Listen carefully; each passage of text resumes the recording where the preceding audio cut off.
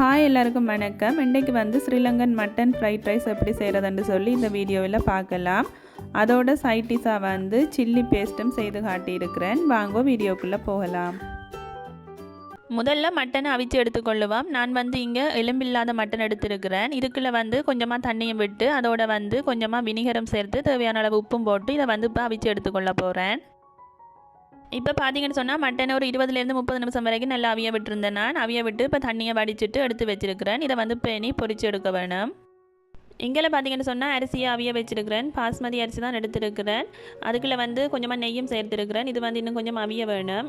இந்த ஃப்ரைட் ரைஸுக்கு வந்து பார்த்தீங்கன்னு சொன்னால் அரிசி நல்லா அவியக்கூடாது. ஒரு 85% வந்து அவிஞ்சாலே காணும். அந்த நேரத்தில் பார்த்து வடித்து எடுத்துக்கொள்ள வேணும். சோறுக்கு தேவையான அளவு உப்பும் சேர்த்து தான் அவிய வச்சுருக்கிறேன். இங்கே வந்து இப்போ நான் அவிச்சு வச்சுருந்த இறைச்சிகள் எல்லாத்தையுமே எண்ணெயில் பொரித்து எடுத்து வச்சுருக்கிறேன். இது வந்து ஆகலும் முருகலாக பொரிக்கக்கூடாது, ஓரளவுக்காக வந்து பொரித்து எடுத்து வச்சுருக்கிறேன். இப்போ இதை வந்து கையால் எலுமென்னு சொன்னால் கையால் பிச்சு எடுத்துக்கொள்ளலாம். இல்லைன்னு சொன்னால் கத்தரிக்கோலாலையும் வெட்டி நீட்டாக எடுத்துக்கொள்ள வேணும். நான் வந்து கத்தரிக்கோலால் தான் வெட்டி இருக்கிறேன். ஏன்னு சொன்னால் மட்டன் வந்து கொஞ்சம் இறுக்கமாக இருக்கும், அப்போ கையால் பிக்கிறதுக்கு கஷ்டமாக இருக்கும். அதால் வந்து நான் கத்தரிக்கோலால் இந்த மாதிரி நீளமாக மெல்லிஸாக கட் பண்ணி வச்சுருக்கிறேன். இங்கே பார்த்தீங்கன்னா சோறும் அவிஞ்சிட்டது, அதையும் வந்து வடித்து இந்த மாதிரி பரத்தி விட்டுருக்கிறேன். இது வந்து கொஞ்சம் நேரம் இருக்கட்டுக்கு. இப்போ வந்து ஃப்ரைட் ரைஸ் செய்கிறதுக்கு ஸ்டார்ட் பண்ணலாம். இங்கே வந்து பார்த்தீங்கன்னு சொன்னால் நான் வந்து சூப் கட்டி இருக்குதானே, அதை வந்து இந்த மாதிரி சுடுதண்ணியில் கரைச்சி எடுத்து வச்சுருக்கிறேன். இது சேர்த்திங்கன்னு சொன்னால் ஃப்ரைட் ரைஸ் ரொம்பவே நல்லா இருக்கும். இது இல்லைன்னு சொன்னாலும் பிரச்சனை இல்லை, இருந்தால் நீங்கள் சேர்த்துக்கொள்ளலாம். இப்போ வந்து ஒரு பேனை ஹீட் பண்ணிவிட்டு அதுக்குள்ளே வந்து தேவையான அளவு எண்ணெய் சேர்த்துருக்கிறேன். எண்ணெய் வந்து சூடானதுக்கு பிறகு நான் இதுக்குள்ளே 4 முட்டையை வந்து ஊற்றிக்கொள்கிறேன். முட்டையை ஊற்றிட்டு இதை வந்து மெல்லமாக இந்த மாதிரி கலந்து விட்டு கொள்ள வேணும். முட்டையை கலந்ததுக்கு பிறகு இதுக்குள்ளே வந்து நான் சில்லி ஃப்ளேக்ஸ் சேர்த்துருக்கிறேன். சில்லி ஃப்ளேக்ஸ் வந்து எங்களோட உரைப்புக்கு ஏற்ற மாதிரி நாங்கள் சேர்த்துக்கொள்ளலாம். அதோட இஞ்சி பூண்டு பேஸ்ட்டும் சேர்த்துட்டு இது எல்லாத்தையும் இப்போ நல்ல வடிவாக கலந்து கொள்ளுவோம்.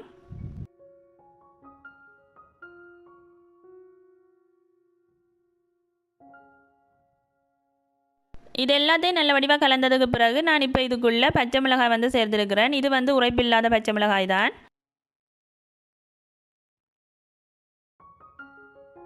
இப்போ பார்த்தீங்கன்னு சொன்னால் முட்டை ஓரளவுக்கு பொரிஞ்சு வந்துட்டுது. இப்போ நாங்கள் ஏற்கனவே கரைச்சி வச்சுருக்கிற சூப் தண்ணியை இதுக்குள்ளே சேர்த்துட்டு இது எல்லாத்தையும் இப்போ கலந்து கொள்ளுவோம்.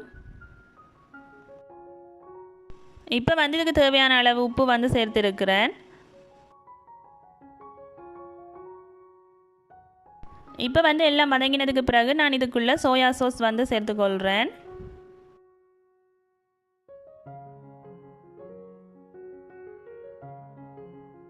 இப்போ நாங்கள் பொரிச்சு வச்சுருக்கிற இறைச்சியை வந்து இதுக்குள்ளே சேர்த்துட்டு கலந்து கொள்ளுவோம். இந்த மாதிரி எல்லாத்தையும் நல்ல வடிவாக கலந்ததுக்கு பிறகு நாங்கள் ஏற்கனவே சமைச்சு வச்சுருக்கிற சோறையும் இதுக்குள்ளே போட்டு கலந்து கொள்ளுவோம்.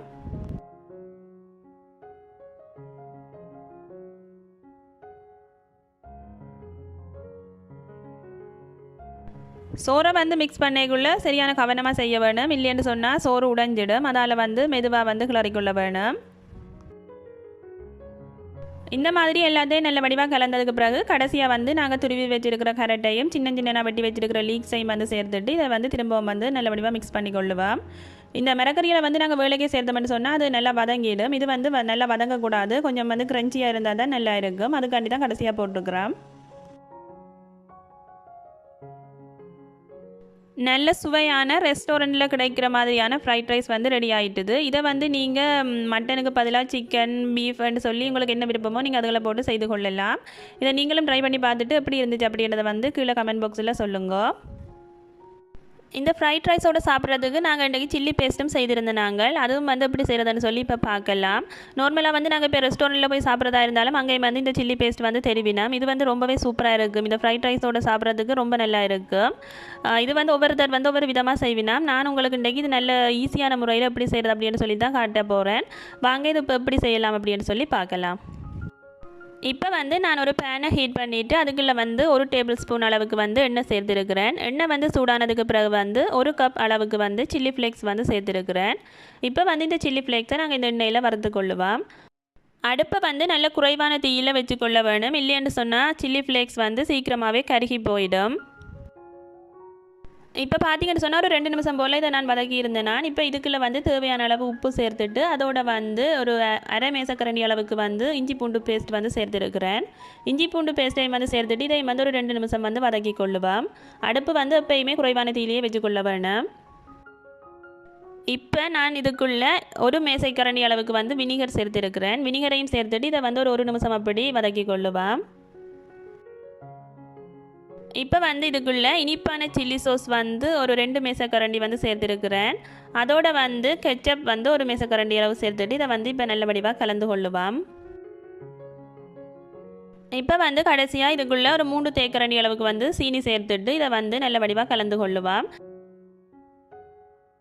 சீனி சேர்த்தது பிறகு ஒரு நிமிஷம் போல் கலந்து போட்டு நீங்கள் பிறகு அடுப்பை ஆஃப் பண்ணி கொள்ளலாம். இது வந்து நல்லா ஆறினதுக்கு பிறகு நல்லா திக்காக வந்துடும்.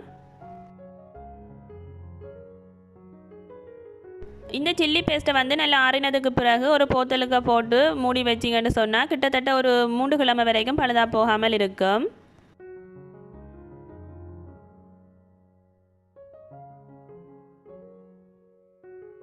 ஓகே ஃப்ரெண்ட்ஸ், இன்றைக்கு இந்த 2 ரெசிபீஸும் உங்களுக்கு பிடிச்சிருந்திருக்கும் அப்படின்னு நினைக்கிறேன். ட்ரை பண்ணி பார்த்துட்டு எப்படி இருந்துச்சு அப்படின்றத வந்து கீழே கமெண்ட் பாக்ஸில் சொல்லுங்கள். மீண்டும் வேறு ஒரு இன்ட்ரெஸ்டிங்கான யூஸ்ஃபுல்லான வீடியோவில் வந்து உங்களை சந்திக்கிறேன். பாய் பாய்.